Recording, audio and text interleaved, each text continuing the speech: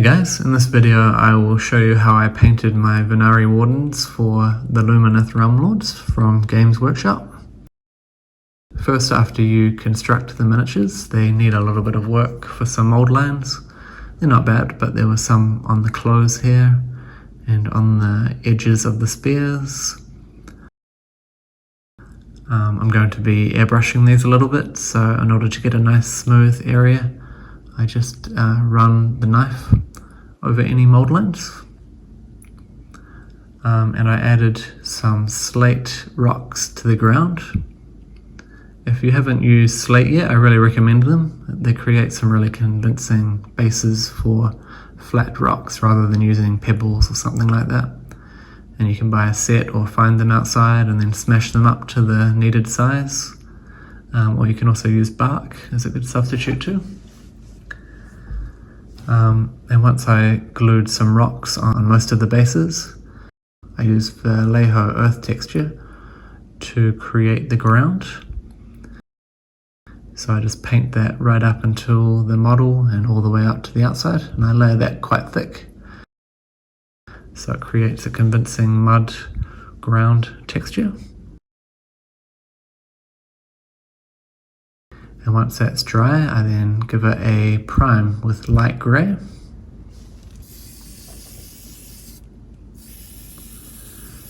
And because a lot of this miniature has some white in it, I thought that would be the best colour to airbrush. So you could also paint this with a paintbrush, it's not needed. But I did that and then used Skeleton Horde and Lamian Medium to create the cloth for them, as I thought that might be one of the most difficult things to paint by freehand. So I used the airbrush for that, just to get a nice smooth white, and then used this combination of wash to do the kind of tan colour, and that goes into all the recesses and makes the colour like the box art. This technique is pretty much trying to imitate the box art, so yeah. And for the skin tone, I used Kislev Flash and watered that down quite a lot and went over all of the face. There's not a lot, but I did the face and the necks of the miniatures. And then after that, I used a flesh shade to do the shadows. So go over the face and neck with that shade, and that will create the shadows. And then after that, to do the highlights, I went back with the flesh shade to paint any highlights. And then again, you can even highlight it more by adding some white to that color and doing the really raised areas like the nose. And then I went in with a really thin brush and painted the eyes white. And then get as small a brush as you have and do a little black dot on the eyes. And also white on the teeth, if the miniature has any. And that will be the face complete. And then I use a combination of those three colours, sky blue, azure, and light grey, and paint the decoration on the helmet with that colour. And then I use flat blue and black 50-50 to create the stripes. And then I take flat blue to do the cloth here. Paint the whole thing. Make sure you water down your paints for these. I take a normal oil after that and paint over top of that blue once it's dry to create the shadows in the cloth. And we'll highlight this later, but for now that's good. Next I take Beastly Brown and I do the handle on the spear and also the wood behind the shield and also the holder for the sword and these parts on the captain. Here I take a light grey and we paint the chainmail. So this is an undercoat for the silver. So we paint all the chainmail and also any weapons that need it, so swords and spears. And then we take the silver paint and go over top of this. Doing the undercoat just helps not having to do so many layers of silver. And then we take yellow ochre and we undercoat anywhere where there's gold. So the same technique, do an undercoat with yellow ochre. And if you need a reference on where to do this gold, you can have a look at the box art. But here it is on the captain. And here it is on the spearman. So on the sword handle, some of the decorations, and on the spear. I also did these little small strips on the handles of the spear as well. Next I took gold and did a coat over top of any of the yellow ochre. And that will be the gold done.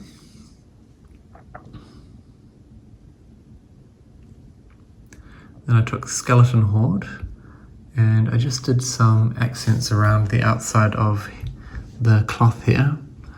You could use a darker wash if you want to make it more similar to the box art, but I actually liked it a little bit more understated.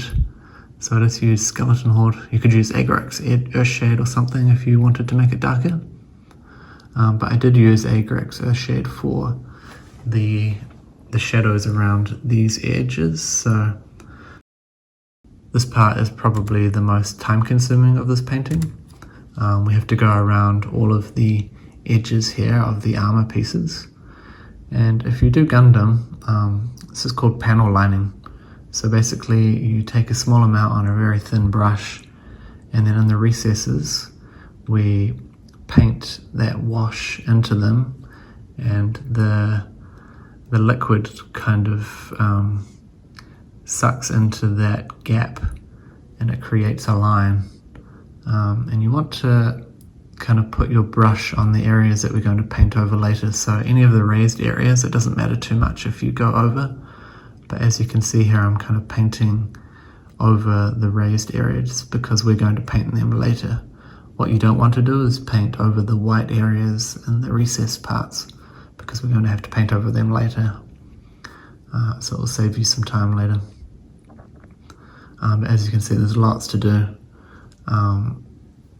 Yeah, but just slow and steady. I wouldn't recommend batch painting these actually, because this job is not that fun. So if you had to do 10 miniatures doing the same job over and over again, it wouldn't be great. So I actually recommend painting these one by one just to make the painting a little bit more fun. Next I take flat blue and paint these banners on the captain. And that will look like this. And then we also do the back. It took me quite a long time to decide on the colour scheme for this because getting the blues to match the box art, I made quite a few mistakes, so hopefully this works out for you. Next I took Deck Tan, and that's the colour we'll be undercoating for all of the pearl silver that they have. So all the raised areas around the armour we're going to be undercoating. So all over here, and you can have a look at the box art again for reference, but all of the edges and also the side of the shield here. And this colour will cover any of the mistakes that you did with that Agrax shade highlighting, edge highlighting. So again, this is quite a long step. And I also did these jewels.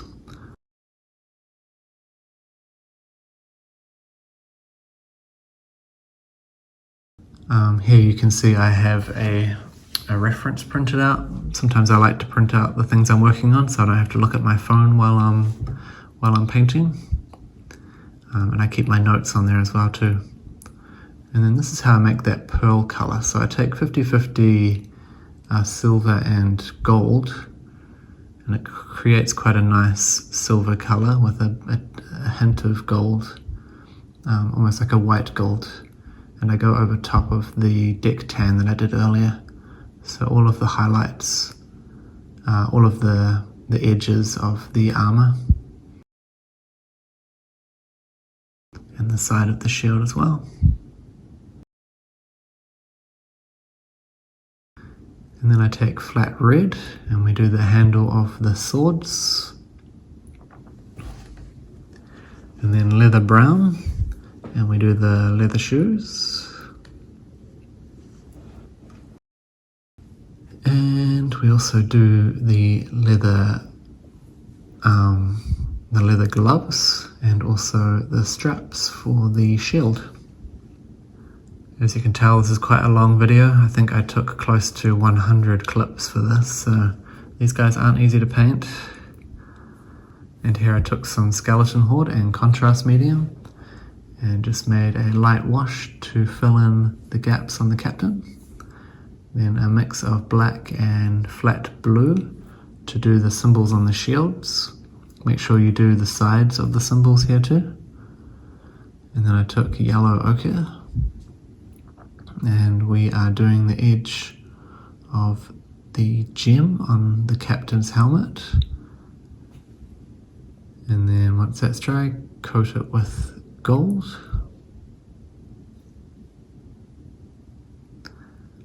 Here I took Nuln oil, and this was used to create some shadow in the chainmail, so I just put that in the recesses there.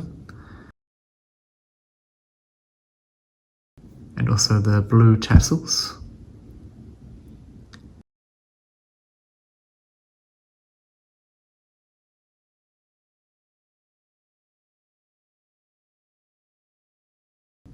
As well as sword handles, so it's creating some shadow in them. Also covered the ribbons on their backs, as well as these banners here, which gives a nice shadow.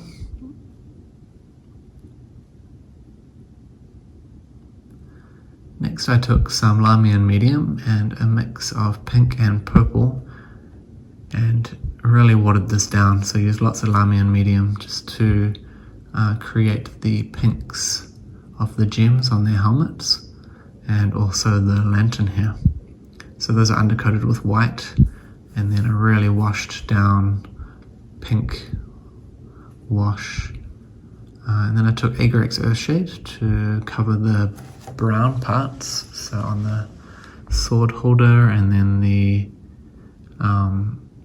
any wooden parts, so for those banners, and also I did that for the spear handles too. Then I took Beastly Brown to cover the base and light grey for any rocks, so the one the captain's standing on and any smaller rocks too. And then I took Agrax Earthshade to wash the base.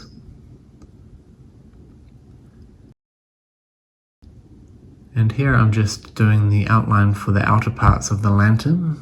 You could have done this earlier if you wanted with the gold, but because I was doing the pink a bit later, I did it this way. So I just edge highlighted with the wash again, the Agrax Earthshade, and then did the gold for the raised areas.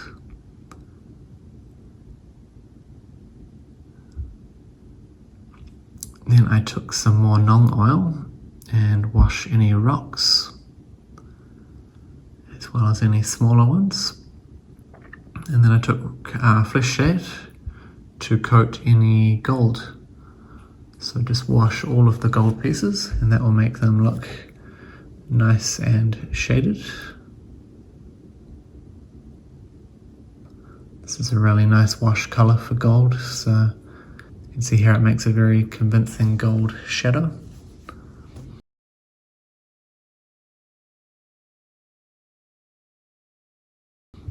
And I took flat blue and did the raised area of the symbols on the shield. So I used a slightly darker blue for the outside and a slightly lighter one for the inside. So here I have silver and I'm just doing some of the highlights, but here you can see I made a mistake, so my brush slipped, but it's a good example of how I have a wet brush next to me. So I usually have a second brush right next to me for mistakes, and if I ever make a mistake I just wet that brush and then quickly coat the mistake that I did, and that gets rid of it quite quickly rather than having to repaint over top of it later. So I'm highlighting all of the chainmail here, just the tips of each piece, and then I take Nuln Oil again and use that on weapons, so swords and spears.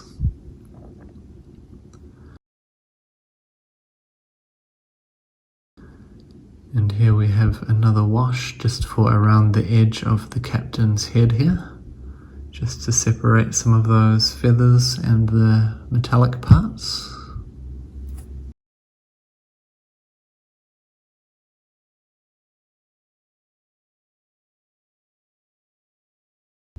I take a white and do a dry brush of any rocks.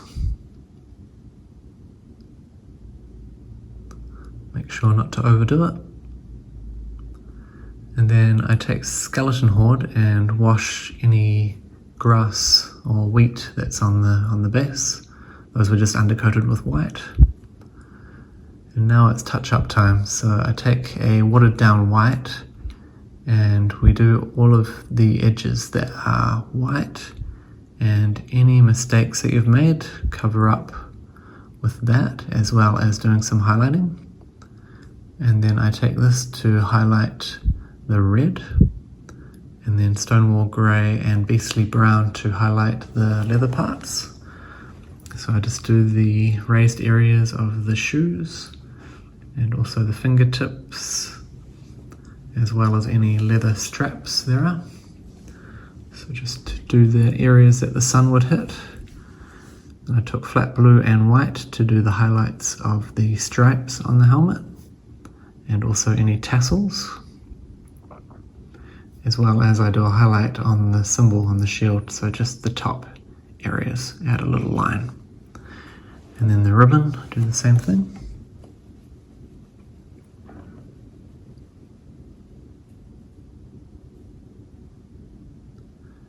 I take flat blue to highlight the cloth here. So we'll do 2 or 3 layers of highlighting here. I start off with flat blue and do it on the banner here as well. And then we work our way up with adding a little bit of white, and we do slightly less of the area. And you can do 2 or 3 different coats of this, building your way up to the proper highlight here. And I take silver and add some little spots of light in the gold, just on the top area, just to represent the light hitting them. And the miniature is essentially done. We just need to base them. So for this I take a lot of green grass tufts. I'm picturing them to be in kind of a meadow or somewhere quite lush. So I use bright green tufts for this. And I also had these flowers lying around, so I took some of these white ones, worked quite well. I didn't want it to be too colourful, so I just stuck with white, which matched his armour quite nicely, I think. And sprinkled them amongst the grass. And here I was trying to use some blended turf, just so I had some variation in different greens, but I ended up taking this off because I thought it looked a bit messy. And I took some pigment here, which is just to unify the base a little bit and add some browns into the stones, so you can sprinkle that around and amongst the grass tuff and on the rocks. And then I blue tack the miniature to one of my painting bottles and take some black and do the rims, 2 coats. And this is the finished result. These guys look really, really cool, really time consuming. Make sure you have some spare time if you want to get these done. I can't really imagine doing 10 of these, but as a display piece, they're really fun. If you want to see more photos like this, you can look at my Instagram, which is Miniature Johnny. And thanks for watching. I'll see you in the next one.